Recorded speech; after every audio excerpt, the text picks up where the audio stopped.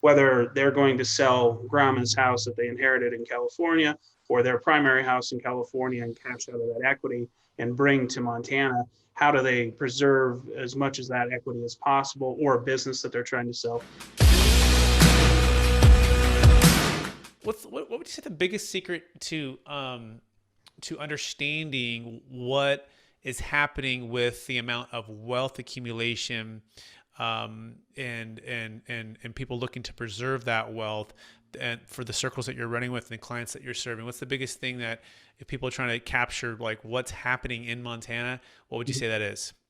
Well, it goes hand in hand in what's happening in Montana and also nationally. You've got 10,000 baby boomers turning 65 every single day, and this massive collection of inheritance that's happening. So regardless of what's happening in the economy, going up and down, you're going to have this continued influx of capital into baby boomers to millennials who have cash, and typically that cash will go into certain things like real estate investment. So whether they're going to sell grandma's house that they inherited in California or their primary house in California and cash out of that equity and bring to Montana, how do they preserve as much of that equity as possible, or a business that they're trying to sell, and vice versa.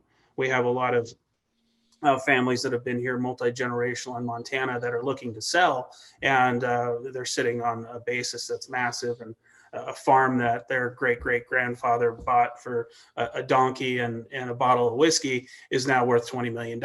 And how do you navigate that? And how do you avoid or defer some of these tax implications? Yeah, so let's focus on the first part of it, right, which is capital gains tax, and then we'll talk about estate tax, which is, I feel like, the elephant in the room.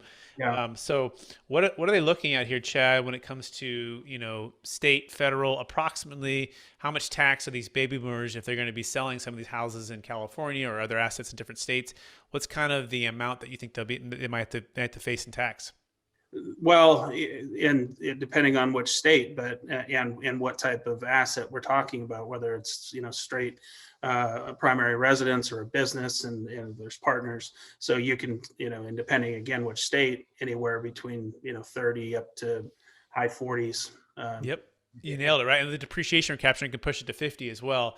And there's state, federal, and then there's the Medicare Obamacare tax, right? That's been added on for investment property. So depending what nature it is, and so that's a big amount, right? And so if you could exit and defer that, so walk us through the Deferred Sales Trust, and for our listeners or someone who's watching this with you for the first time, um, how does it work? What is it, and what some of the benefits for it?